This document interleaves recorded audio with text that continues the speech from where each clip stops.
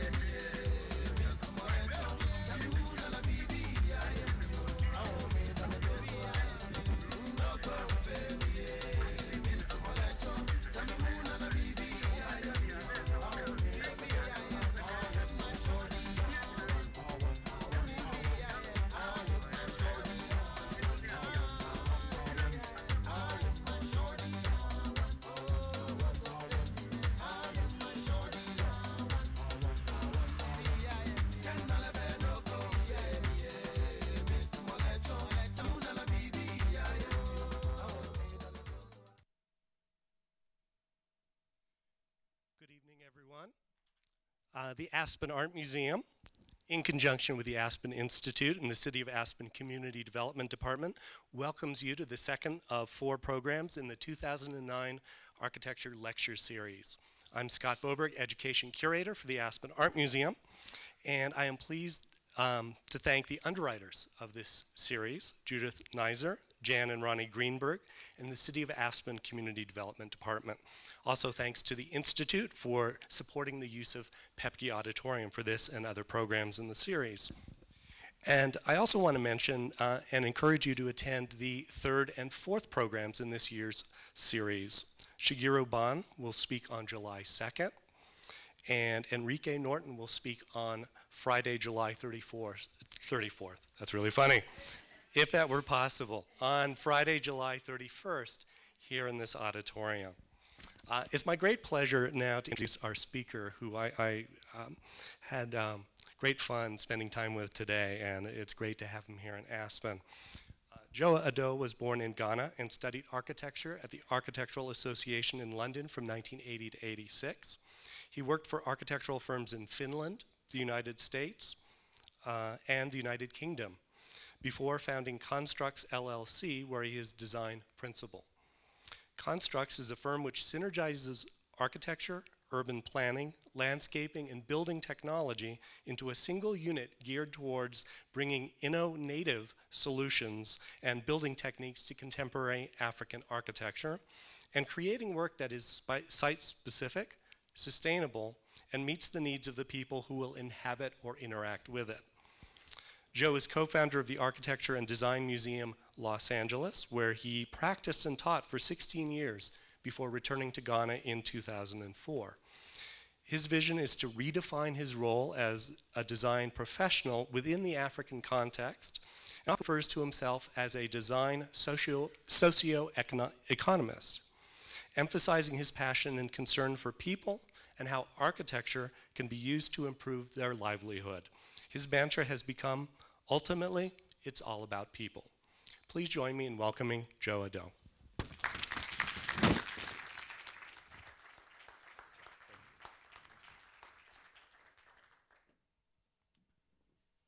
Wow. Is my speaker working? Yes, okay. Good evening. It's truly a pleasure. I'm sure everyone stands here and says the same. It's truly a pleasure, but I really mean it. Greetings from Ghana, West Africa. I flew in last night from London, and I must say you have the most beautiful town in the world. Aspen is absolutely beautiful. Today's discourse and dialogue will be, I'll talk a little bit about the context in which I practice architecture historically, where Ghana fits into the kind of the global historical story. I think that's very important to set up where I'm from in relation to the United States, for example. I'll also then break into a narrative, because as you all know, we Africans never talk in a very linear fashion. Everything's about storytelling. So there's a story I will tell which hopefully will capture what drives me as an architect, and also as an African, and also as a Ghanaian. Then I will, in the background of this, as I speak this a narrative, there will be images of some of my work and images from Ghana, which tries to capture the dichotomy, which is contemporary Ghana. You know, the modern city of Accra, just juxtaposed with images of northern Ghana, the town of Tamale, where I also have an office. And I think these images will kind of play in the background, and then we can come back to these images later on in the Q&A session. I really want us to talk about what we all do and how what role as individuals we must play in shaping a new society. I will then talk specifically about my current work in New Orleans. I'm part of the Make It Right project by Brad Pitt, and it's my only American project currently, so it's very dear to my heart, and I hope we can also discuss the implications of such a venture and how it even came into being. We'll see if all this thing works. I thought we'll just go through a very simple a geography lesson about where Ghana is and so forth. That's Ghana in the red, which is on the western coast of Africa. And this is the capital where I live, Accra, and I also have an office in Tamale. Ghana is about the size of Texas, so it's not a very, it's not very large. And we're a population of about 20 million people. And I'll just go through these images very quickly, which is like a timeline of things that were happening in the Americas and also Ghana at the same time. I won't say very much in this stage. I just want you to kind of absorb these images and then we can come back to it later on. The Ghana people are the people of the south where the capital is.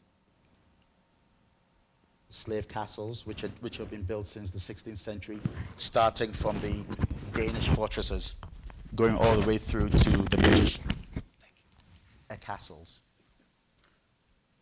These were centers of commerce, and as we all know, the slave trade.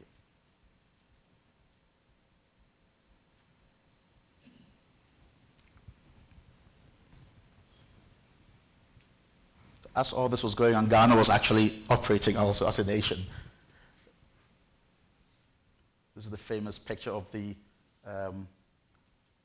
door of no return. This is from the famous Cape Coast Castle where the slaves were taken out into the ocean from this door.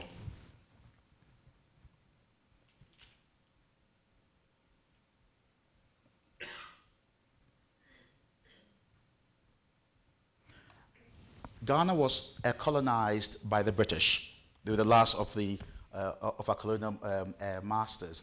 And the whole of Africa, as we know, was divided up at the Berlin Conference of 1884. We gained our independence in 1957. And this was our first President, Kwame Nkrumah.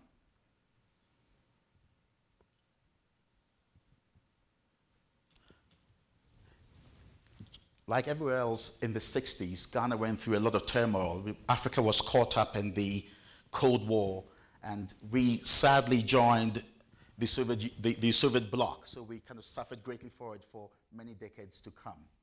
The CIA engineered this first coup, which is the beginning of all the coups in Africa.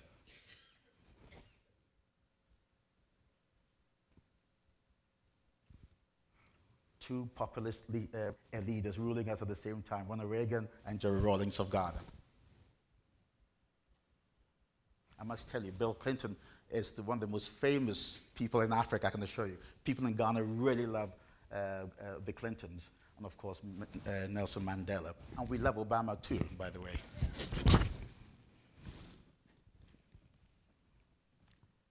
Terrible. And this is where we are today. We just went through elections at the same time as you, and it was quite extraordinary because I'm sure you've been hearing all the horror stories about Kenya and the elections and Zimbabwe and everywhere else. But we had actually a runoff, and it was a very close vote of about 20,000 a difference, and there was peace in Ghana. We were all very worried about the kind of precedents that had occurred in Africa, and we're very worried that the same would happen to us. It didn't. I think the Obama factor had something to do with it. I'll then segue now into the narrative, and the slides will just kind of run slowly through this segment. I just want to kind of tell you that I run a strange practice because although I'm based in Accra, I have offices in northern Ghana and also now in Liberia. This story kind of captures where I am as an architect and also as a person. Why have we abandoned the mud hut? Gladys Ayoma, like all educated Moshi women, and by the way, this story takes place in northern Ghana in Tamale, are quite opinionated and love to drink with their men. When I first met her, she was arguing with the head of BNI, your equivalent of the CIA, head of cultural affairs, head accountant, and another gentleman at the local drinking spot next to the police grounds in Tamale. It was the week before Ghana's 50th anniversary, and all were rather reflective mood about where we were as a nation. Clearly, she was a highly regarded member of this drinking clique, and I was really impressed with her quiet strength. Her slow speech patterns belies her utter conviction on subjects ranging from politics, highly charged in Tamale in particular, ethnicity and women's issues. It was very difficult to determine who her partner was amongst the group. She exhibited this unique flirtation skills that made each of the men feel important, but with a clear sense of established and understood boundaries. This was the environment in which I, a total stranger to the group, found myself that afternoon. My mission was to meet Ms. Ayangba, head of cultural affairs, about the upcoming film festival that we were organizing. I was enthralled and fascinated by Gladys's passion for her work as a teacher. On learning of my role in the education of the city, and as described by Mr. B&I as being a big man, which means in Ghana a very important person, in Tamale, working with the mayor and city officials in that capacity, she challenged me to come up and visit her school. You will not believe that we spend billions of cedis on celebrating independence whilst my pupils are sitting in wooden shacks with dirt as floor in the middle of Tamale. Mr. Joe, this is really shocking, she said. And you must get your important friends to come and see this. In the most seductive, angry tone I have ever heard. Suddenly, I was hooked. I needed to know more. Could this really be true? She was convincing, and I promised to come to her school the next morning before I left for Accra. Politics in Tamale is a special blend of family ties, ethnicity, and party affiliation, practiced as combat sport. It permeates all aspects of their lives, but get the distinct feeling that you dare not take sides, since ultimately it's all in the family. Gladys typically held her party affiliation cards close to her chest. She tore into the ruling party with equal venom as she did the opposition. She defied a categorization. She was modern, yet conservative, on issues related to family values. She lambasted men for their lack of responsibility towards their families, but yearned to be married. She criticized the local politicians for not fixing Tamale, especially school infrastructure, but she wouldn't leave for Accra. She had a mission to make her school better, improve the lives of children, which she clearly demonstrated by adopting Bob to add to her own. Mr. Joe, we need accommodation in Tamale, she quips. The government is building all these hostels for the African Soccer Championships next year, and they're all apartments. We cannot live in apartments. It will never work.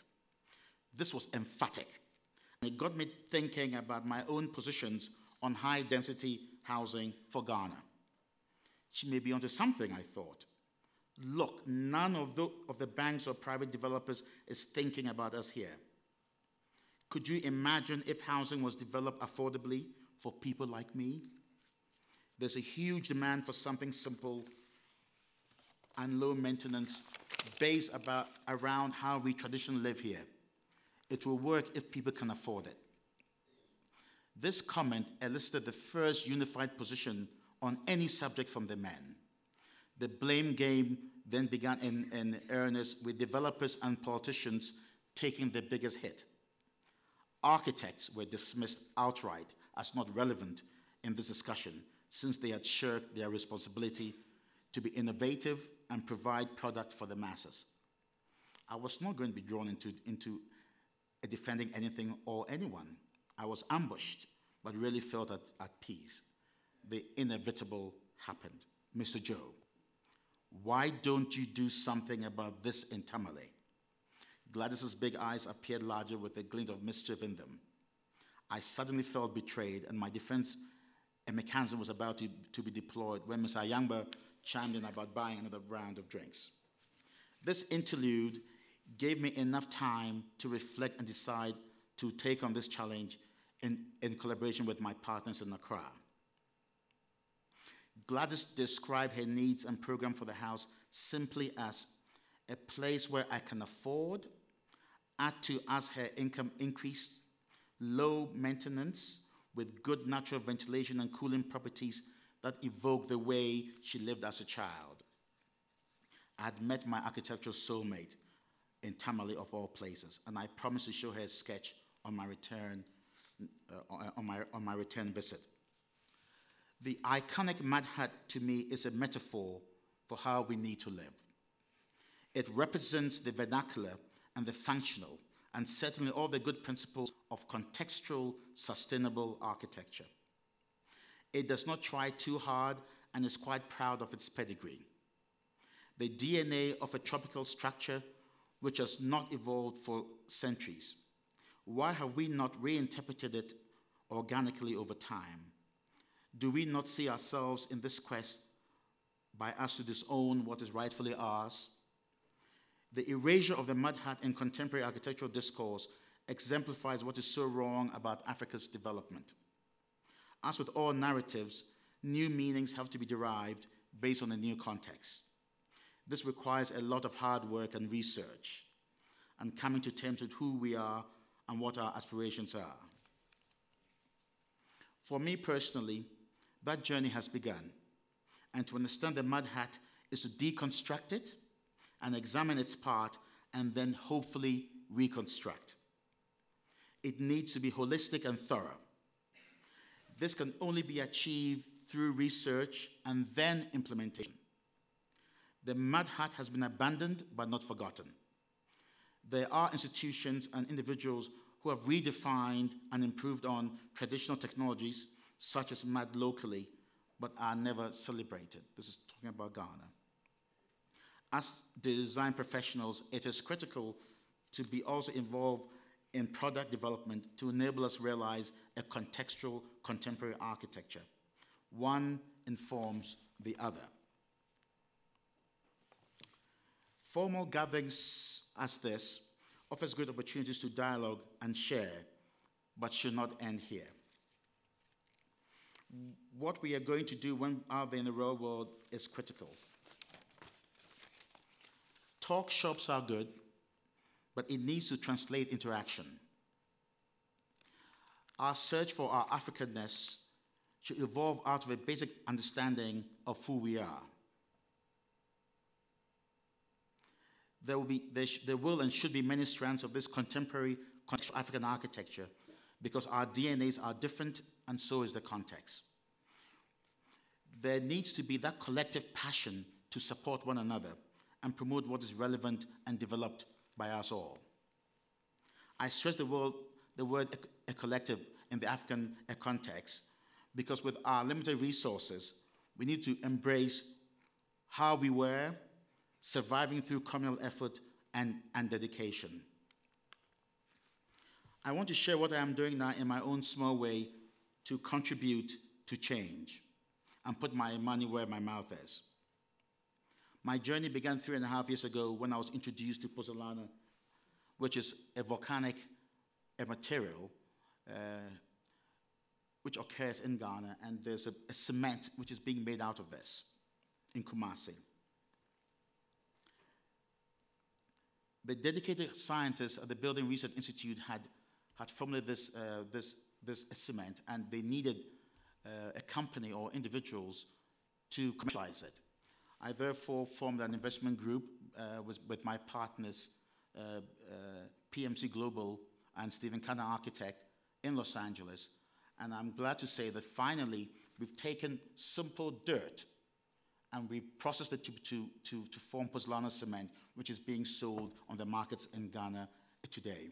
What pozzolana does, and this is some of the blocks and stuff from this product, it's able to reduce the amount of Portland cement used in concrete, and therefore we're able to reduce the cost of concrete for foundations and so forth.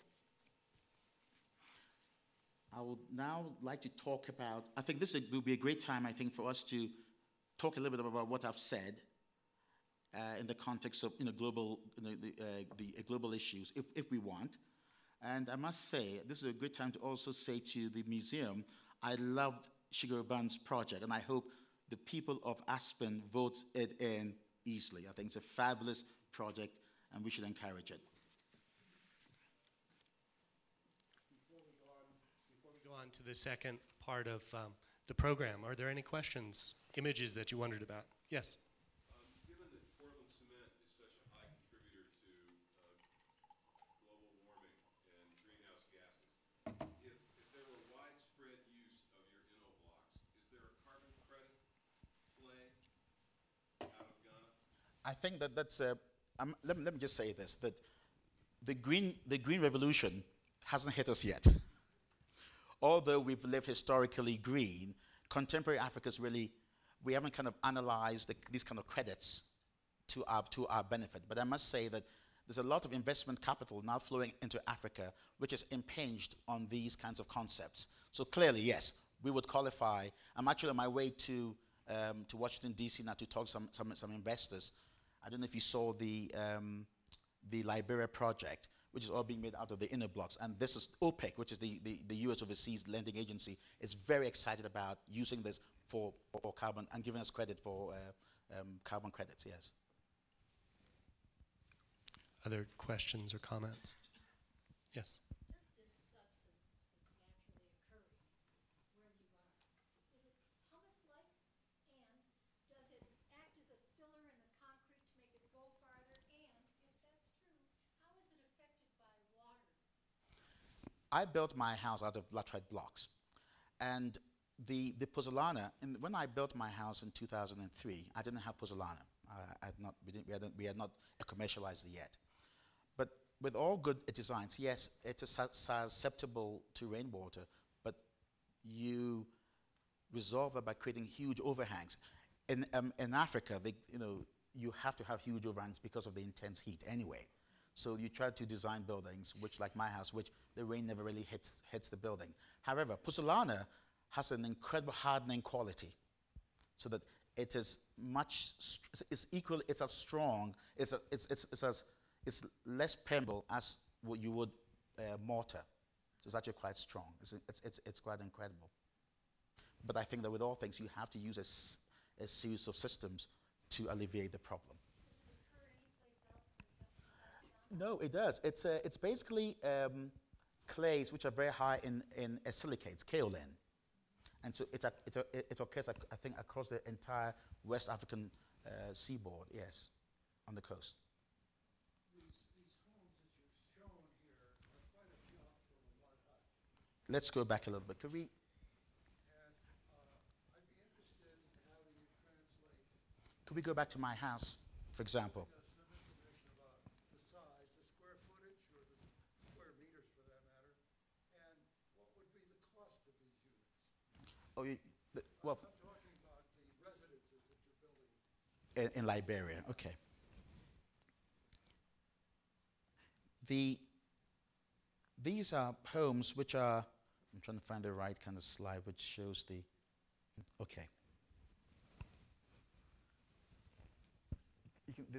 The idea is we're starting off with a one bedroom. The whole idea of this project is, I hate use the word affordable housing. What does that really mean? So it's salary-based housing. These are houses which were designed looking at incomes in Liberia for salaried workers, and we figured out that if somebody made $500 a month, they could spend a third of their income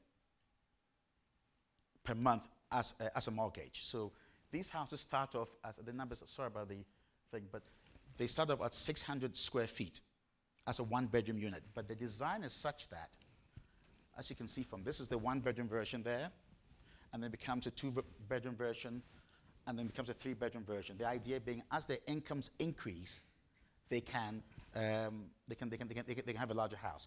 The one-bedroom is going to be built for $7,000 and to be sold for around $12,000. So that's, and at $12,000 they can afford the mortgage over 15 years will allow them to spend about $150 a month. Yes. Yes. Well, earlier you showed a lot of high-rise buildings. Now, are you saying that you're recommending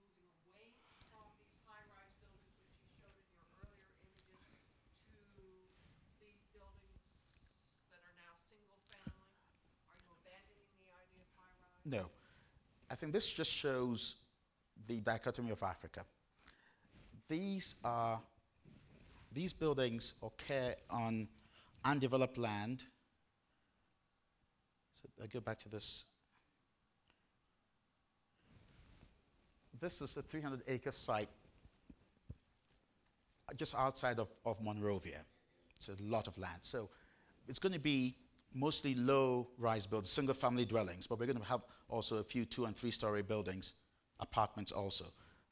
So I am not opposed to high-rises at all, but it depends on the context. Now, the high-rise I showed in Tamale was just a proposal to it was a sorry about that. These ones are in urban lots, which the city needs to, for example, this one, the one I showed before was number 6, for example. These are urban lots in this middle of the city.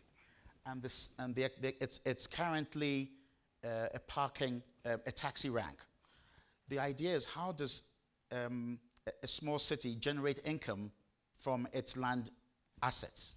So the idea here was we'll move the parking structure into the first three floors, and then have offices and stuff above for lease. These small towns, downtowns, are quite congested, and instead of kind of creating your standard kind of sprawl, we're saying we can densify part of the cities if we create the right kind of vehicular and pedestrian mix. There's nothing wrong with high-rise if it is handled properly. This would not be residential? No, all commercial. Yeah. And any other questions or comments before we move on?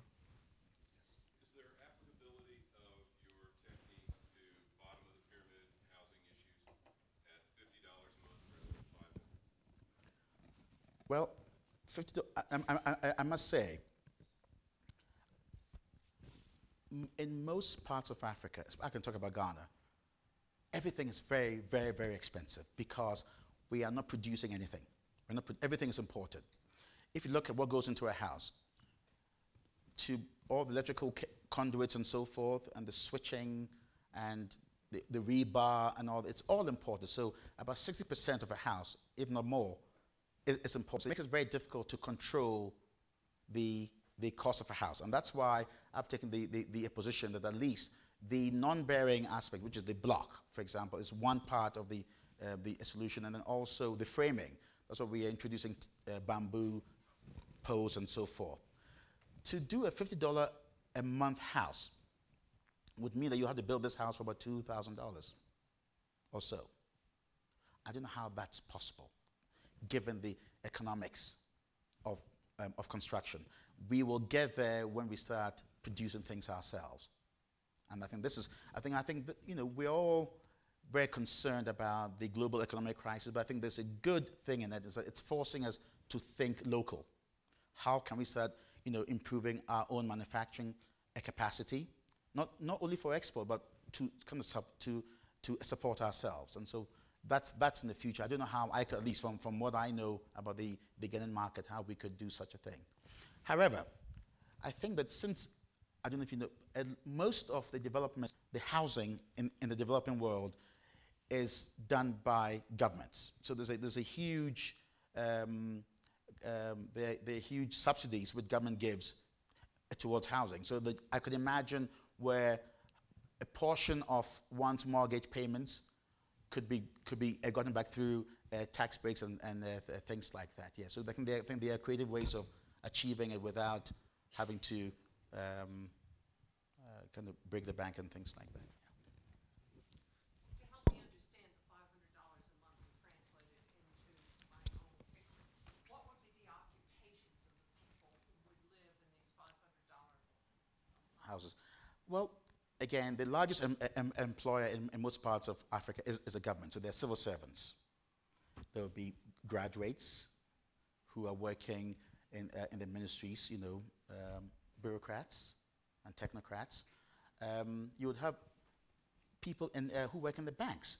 private, banks, which is growing rapidly in Africa, teachers, people, the people in the police service, the fire service, and so forth. Just salaried workers, like everywhere else. And also, clearly, the entrepreneurial class who have shops and market women, and they make a lot of money. In the informal sector is very hard to quantify in Africa, but it's really, really huge. And these people make a lot of money too. $500 is not a lot of money these days, but that's what that's the average salary in Ghana, and it's considered fairly decent. One last question before we move on to part 2. Yes, sir. Yeah, these blocks, do they act as also insulators, or do you have to add insulation? No. And what about like your drywall or your electrical systems, or how does it all work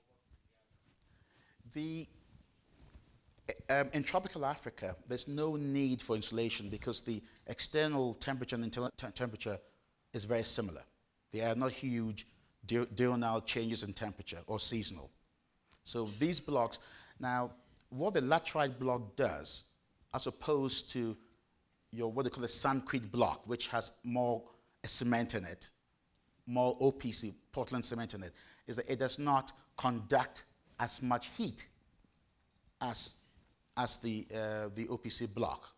And my house, for example, I have no air conditioning, and it works very, very, very well. People are really surprised, because it's really hot where we are. We are almost on the equator, so you could imagine at noon, 12 noon, the sun is directly overhead, and the blocks work very, very well. But of course, like everything else, it's in conjunction with something else. So landscaping is very important to keep the heat out of these buildings. So again, and hence a lot of trees around my house.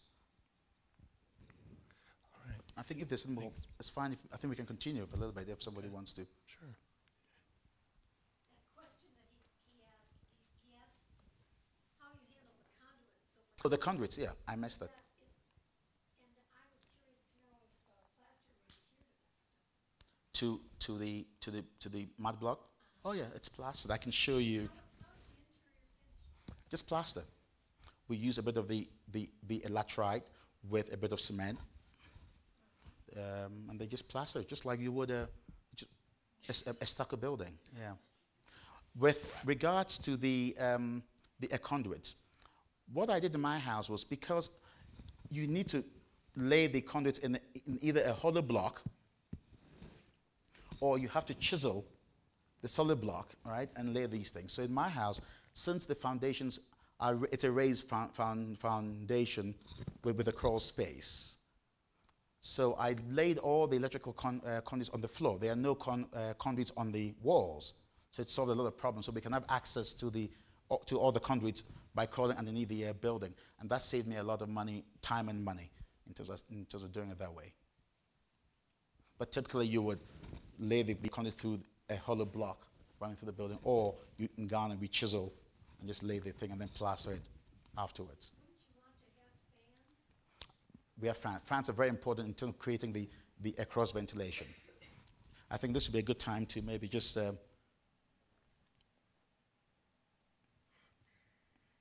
as you can see, this is some of the plugs running underneath the building.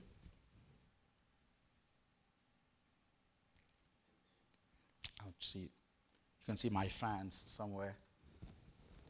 I don't know where you see them. There. Fans are very important in creating this cross ventilation thing, because it's very humid where we are. So you need to move the air a little bit, and then what we did also, we created these kind of transoms up at the top here, so the hot air would be moved through the building.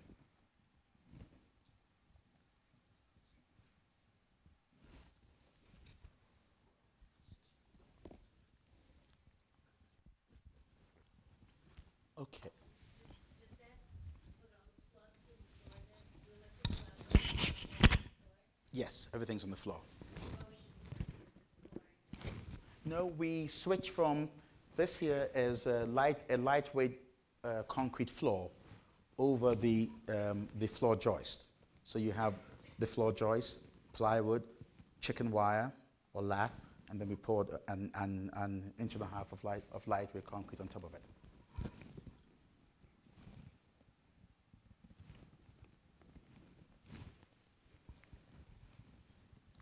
Good. I think we can. I would like to say a little bit about this project. My role as an architect is evolving in Ghana because I realized very quickly when I arrived in 2004 that architecture cannot be practiced as we did in the West, where a client will come to you, pay you design fee, you do the thing, it gets built, and so forth. We are still, kind of growing in the sense of the role of professionals. And so I quickly realized that I had to get into product development as well as developing my own projects.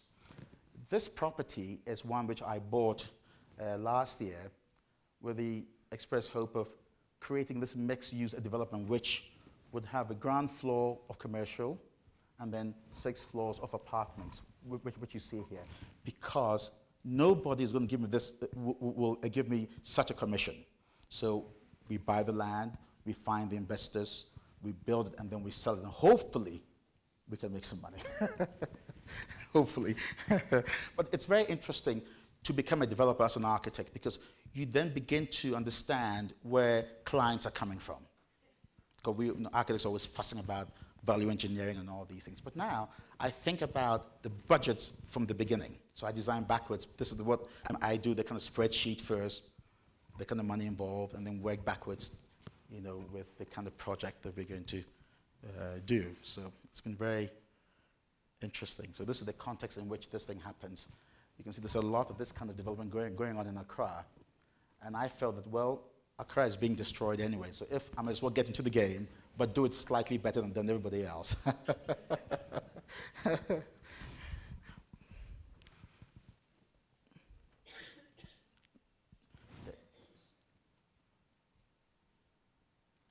This is another project which I'm developing again. This is the wonderful hills above the capital, and we're creating this kind of eco-community of, again, using the laterite blocks, the whole thing out of timber and bamboo. And again, we are the developers on this project. Just flick through there. Okay. I think I'll talk quickly about the Make It Right project, which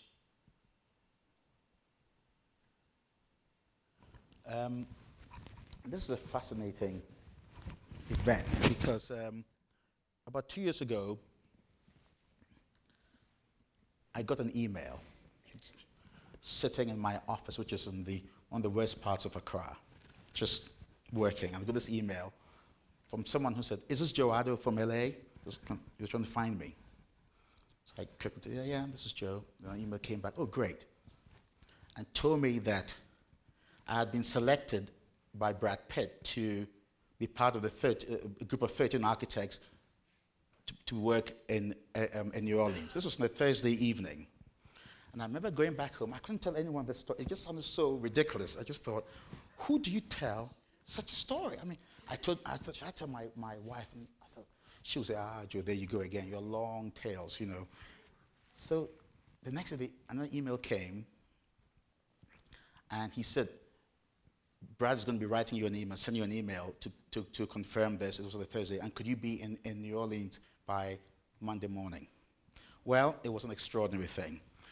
We arrived, and everybody was there. Shigeru Ban, and I thought, oh, these are famous architects, and me, why me? 2 years later, we're now building these buildings. Quite an extraordinary experience for me. And I think it was fascinating. My friend Angelina. To me, it's been fascinating to see how architects do respond in times of need. And it was also been a very humbling experience for all of us because the people of the lower Ninth Ward are the ones who are selecting us, are selecting our designs. So no matter how famous you are, if they don't want your building, it will never get built. And so I think it really, we all came up and you could imagine the first designs were just, everybody was all over the place. But over time, we've all had to put ego aside and remember it's all about the people. So it's been quite a fascinating experience. I began to think about how I fit into this whole puzzle of New Orleans. New Orleans, as we all know, is very rich culturally, from European and certainly to African. The slaves were brought from West Africa to Haiti, and then to New Orleans, and then the Delta area of the United States anyway, and the Caribbean. So I began to see how ideas in the past and then what I'm doing now could influence this project. And I discovered that the shotgun house, which is so prevalent in the South, was originally a Yoruba house from Nigeria. I mean, the connection was so real for me. And then I began to quickly, it was a fascinating experience of trying to sketch out my emotions. It was a very emotional and kind of an intuitive experience. And just meeting these residents who have been traumatized, yet they were still full of hope. They wanted to come back. They wanted to come back. And I thought, 400 years later, after slavery, these people have to go through this all over again. So to me, it was a project of hope and of optimism. And it was really wonderful working in Africa and flying over to New Orleans, meeting these people and going back again, because I wanted to kind of make that a connection to their roots. And I think we achieved that. We looked at how we could, and this has changed a little bit, but initially we looked at the idea of the linguist wall. If you know the work of some of the Ndebele painters of South Africa, how do you create a narrative where you just create, as an architect, you create the chassis and the people then take over the building and create these wonderful murals which tell their story. So this is the model. It's a very simple shotgun house, but we felt that the entry needs to be celebrated. This whole thing is sustainable. These are the solar panels from the southeast facing roofs and all that. And one part of the brief was they needed a place where they could escape to if another flood came. We hope there will be no other flood in the history of New Orleans. It's such a terrible thing. So this is the building in its context. It's a very simple, and this is the simple plan. Again, I wanted to celebrate the idea of the street in New Orleans. We know, Bourbon Street and all these. So the pedestrian is very, very important. So the idea of coming through this building and coming through this very animated internal street of the building with all these spaces, open plan kind of feel of this whole thing. Because the typical New Orleans shotgun house is really closed this way, a lot of walls. But I thought we could do the same thing by opening it up with a wide circulation corridor. So this is how it could look. Hopefully, Ishiguro Band's building would be here, and then Tom Main's building would be here.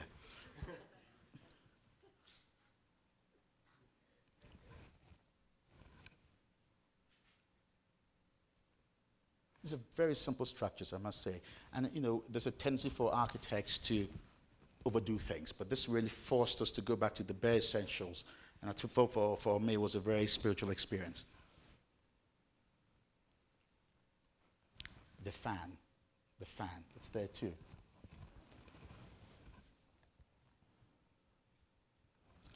And I always end my lectures with this slide because it's always about our children.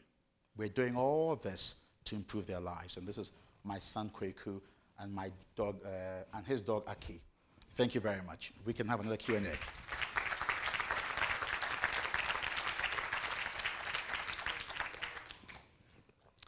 Question about Make It Right or other questions? So the house that we just saw, Yeah. how many bedrooms is that? Well, the program asked for 2 bedrooms expandable to 3. So the idea you have one and 2, and this deck could be taken up as a 3rd bedroom in the future. So The price range to build it? it was, I think, $125,000 was our budget. And what were the materials that you were going Well, this is they're using the SIP, the structural integrated panels. It's all prefab a system. I must say this. I just got the way it works is we did our design drawings wherever we lived, and then we handed over to the executive architects. And I must say they did a fabulous job in interpreting and bringing these buildings to life and within budget. I just got one of the sets of drawings yesterday, and it was just wonderful. I mean, just to see. I just sent them a wonderful email thanking them for really breathing life into my vision. So it's, these are very tight budgets, but I think they're going to be quite special because they're sustainable. That's the whole, Brad wanted these buildings to be sustainable. Everything is eco-friendly and so forth, yeah. And what cooling system did you use? Strong coolers or? No, in these buildings now, we're just using the fans. Just a fan. Yeah. Yes, sir? Yes, go ahead. Based on the flood depth of Katrina, was the elevation taking into account that factor? Yes, they assume that at the minute we had to have the building at a minimum of 5 feet. So that was like the datum. So initially they allowed us to go a bit higher if we wanted, but because of cost, they kept every building at 5 feet. They assume that that's the worst case scenario at the moment. Yes, please. Where are they in the decision-making process? Are they actually beginning to build? Are they still in some kind of decision-making process? And who would pay for and build these houses? The good news is these buildings, 7 have been built already. How many? 7 already out of the 150. Mine is going to be building at number 8, and that's what we got the drawings yesterday. I think they're going to start. The family want to meet me, so hopefully I think I might see them next week. I'll fly, make a quick trip to New Orleans. They went out to bid, so there are many contractors working on this. Several, not many, quite a few contractors working on this, and the families are moving back. These are being put back on existing land owned by families who had been displaced. Most of them moved to Texas, and now they're moving back. And what the MRI did, the Make It Right Foundation did, was to create this investment fund. So the people would have to pay for part of it, but they would subsidize most of the on this project. And is this being done in terms or in the context of any overall master planning, or is Do It Right just out there doing its own thing? No, well, this is an existing neighborhood, so it's just rebuilding the buildings that were torn down. Yeah, so it's within the existing context. Clearly, I know that the city agency is heavily involved to look at how this piece fits into the kind of all the new developments in New Orleans. But these are on existing 70 by they're 40 by 70 lots. I believe, yeah. Was the idea that these 150 houses then might be duplicated? Well, the way it works is the residents, 150 of them, have been shown our design. So they are picking the architects that they want to work with. So far, 5 people have picked mine so far. So they're the ones that they're working with. And so at the end of the day, maybe every architect might have 6 of their building built, or 10 or something like that for the entire 150 house parcel. Sir, you had a question? Yes. Yes, you. Wondering if you selected based upon the areas of greatest need. Sorry. I was wondering if you selected based upon your area, based upon the greatest need. Well, I think Make It Right selected the lower 9th Ward was the worst hit area of New Orleans. So that was the basis for their picking that particular site. How do you donate to this very wonderful idea? Well, there's a website, www.makeitright.org, and they've raised a lot of money, I must say, over the last year and a half. So people have just been donating. There's been a lot of PR on. I think you saw it on Larry King and Ellen the Generous thing going on still. So people are just contributing. It's a wonderful thing. Yes. Yes. You indicated that there were architects from all over the world participating in this.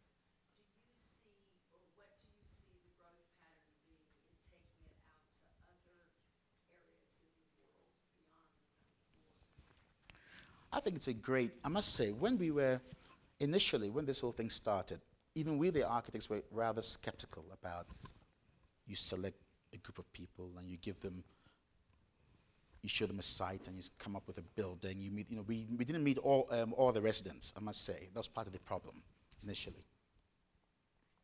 And so we all kind of started doing this. By the way, this is pro bono. Nobody was paid for this project. We all kind of volunteered and did this.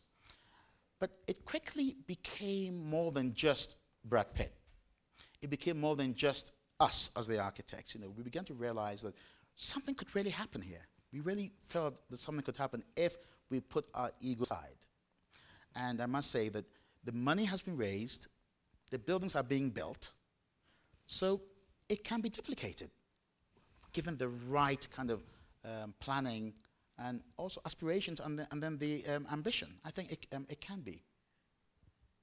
Is there the camaraderie of the group of architects Yeah. that you think will continue forward? I think so. Like this morning, I walked in and saw Sugar Band. I was like, oh wow, this is great.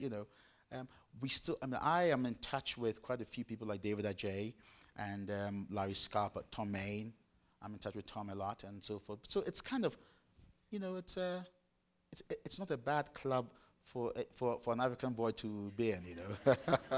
Yes. There's two questions, ma'am. Yes. How much did the government, federal government, the state government, contribute to the project? I don't know the facts, but the government did not contribute directly to the buildings. What they done, they had to fix the infrastructure again. So that's their contribution. Well, it's their job, right? They have to do it. Sir. Their responsibility. Yeah. But not to You're next. restructuring any of them? No. This is all private funding, everything, which is quite. That's the magic about this whole story. It's all private funding. Yes. How long did you spend on your design? Was there a design guideline that you had to work with? Absolutely. And how long was the collaboration? I mean, did you get on the phone with the other architects? I mean, who's going to be next to you, and like Shirvan or Tom Main to be next to you, and obviously the context is pretty important to this community and the master plan and the streetscapes and the story, how many stories and how long is that collaboration, or is it still going on? It's still going on. We had a very short amount of time to design these buildings. I think from the first meeting, and we had 4 meetings in total. They were flying us backwards and forwards 4 times. It all happened in about 4 months or so, everything. It was very fast, the whole process, because they wanted to get the planning approvals and the city to buy in and all that, and also get the residents involved quickly, So we have an executive architect, John Williams, in New Orleans, who then has taken all these 13 designs and is doing the working drawings on. So John is in touch with me every month or so, on Skype and things. So it's quite intense. They really want to see our vision built the way we think it needs to be built within the budget. Yeah, Great. they've done very, very well on that. I have a question right here. And let me just answer. The thing is, I don't know who's going to be next to me or next to my buildings, because the residents who own these properties are deciding as we're going on who they want. So it will be an interesting panoply of buildings. We'll see. Yes, sir. If you were starting your career over again, what are the biggest design challenges you think would be worth spending time trying to deal with? If I start my career all over again, I would think about being a developer first. I tell you, I have never thought about money till the last few years. It's kind of extraordinary, and a lot of architects live our lives like this. But moving to Africa has really taught me that there's nothing wrong with understanding the role of money in all this, on both ways. We have to value money, and we have to let people know that our visions, our ideas, have a certain value, and somebody has to pay for it. If I was starting life all over again, if I was doing this all over again, I would be an architect. And I don't think I would change very much, except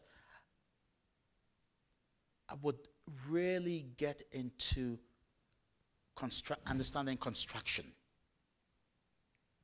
Because a lot of us go through school, and then you kind of work in offices, and you're doing all these fancy drawings, and you never even visit the sites, I would really love to have become a builder first, and then an architect. That's how I would have done it. Other questions? Yes.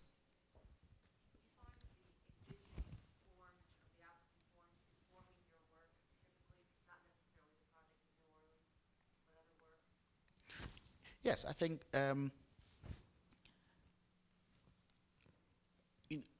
I talk about this innovative response.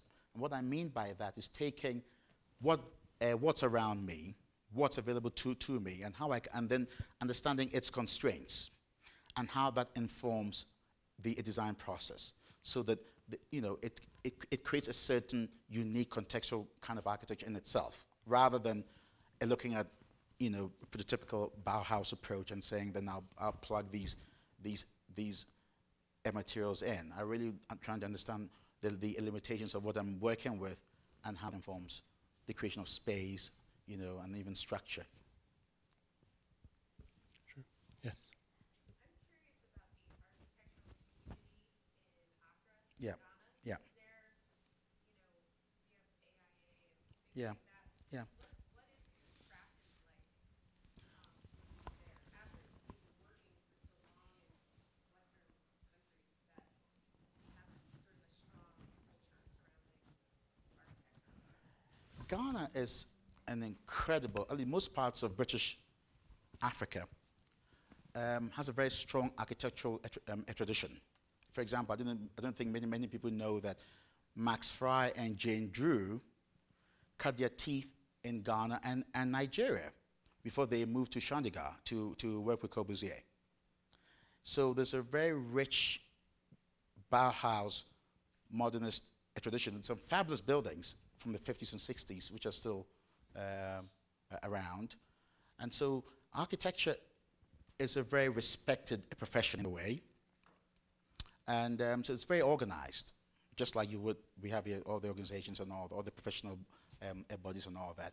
What is lacking to me is that we have not taken those great fundamentals, the chassis, and evolved a contextual architecture out of it. It's just frozen, and the 70s were a terrible time internationally for architecture because postmodernism occurred, and it's still living in Africa. And we have to cut that head off once and for all. Yes. Other questions? Yes.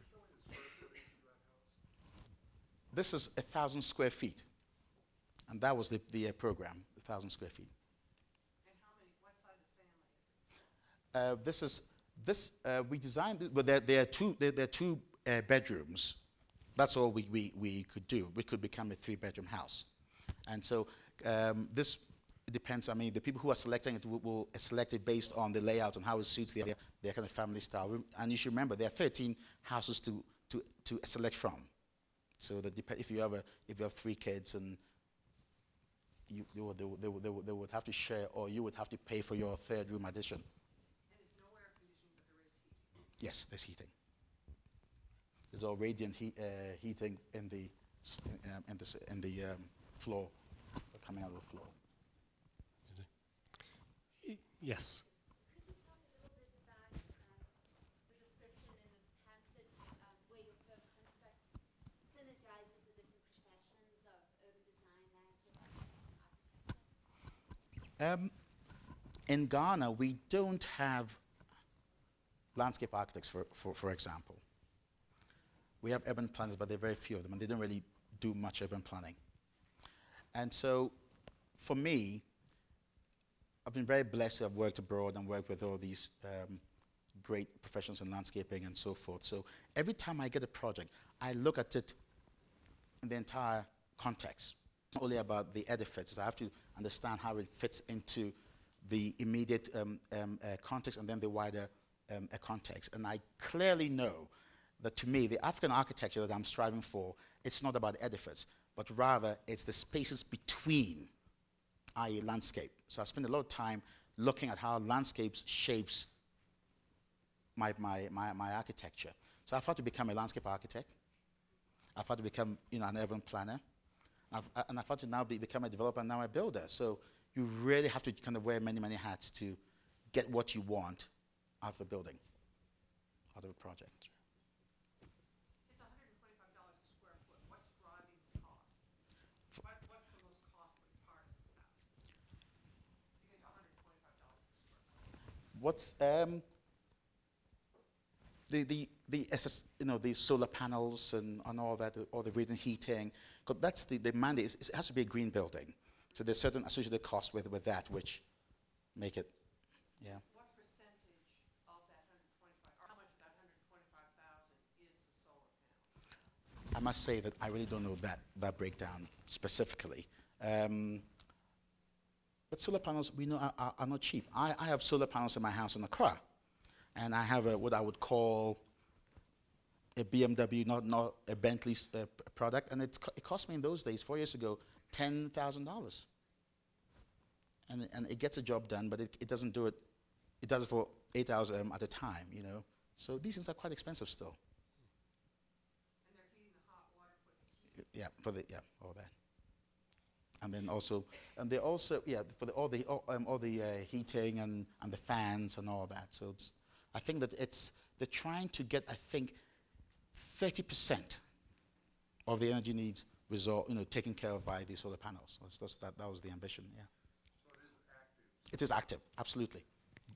Mine in Accra is a passive one because it comes on when we have our numerous blackouts. Now that's a whole different story, I must tell you.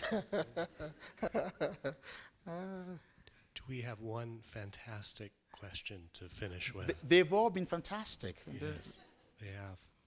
An amazing amount of questions, too, and discussion. Who would like to conclude? Put the pressure on you. Joe, let me ask you, with the time that you spent in Los Angeles, 16 years, yes. You were away from Ghana, or even more away from Ghana. When you came back, what did you remember about living there and about the buildings? What was the process like for you as an architect to coming back to Ghana? To come home? This might be a good time to talk about how I ended up being an architect in the first place.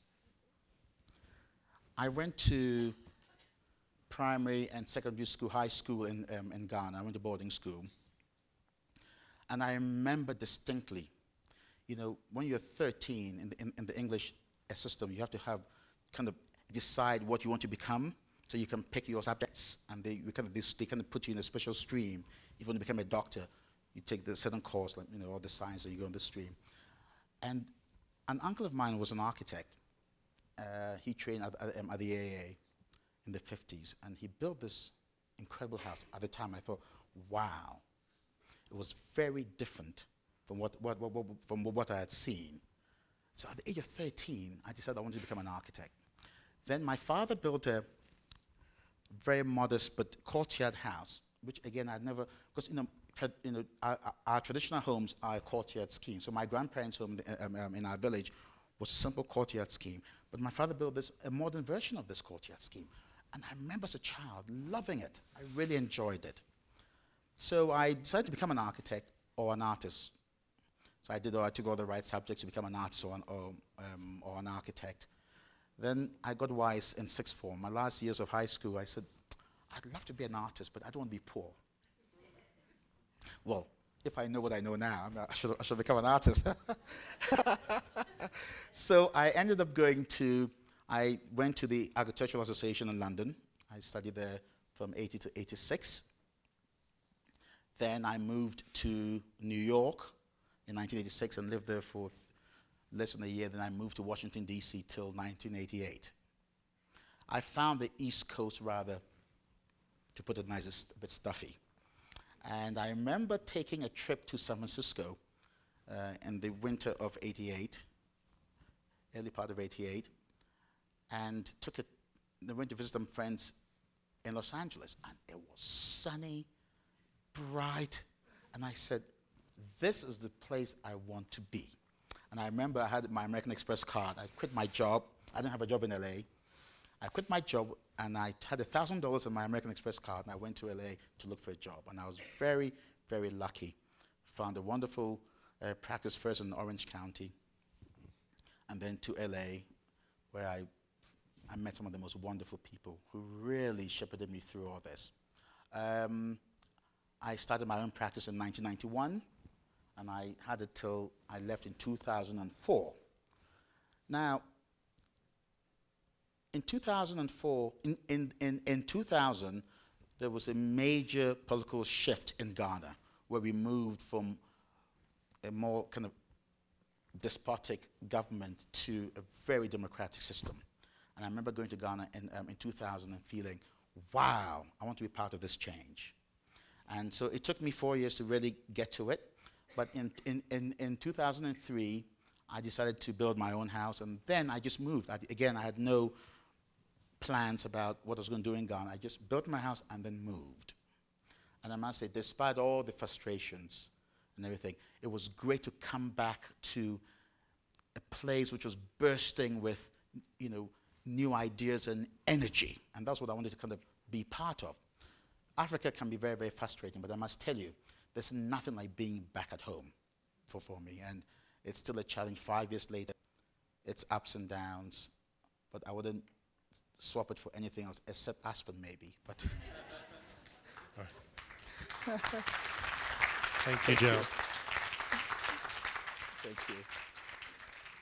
Thank you, everyone, for being here tonight. We will see you at the museum and future lectures in July. Thank you.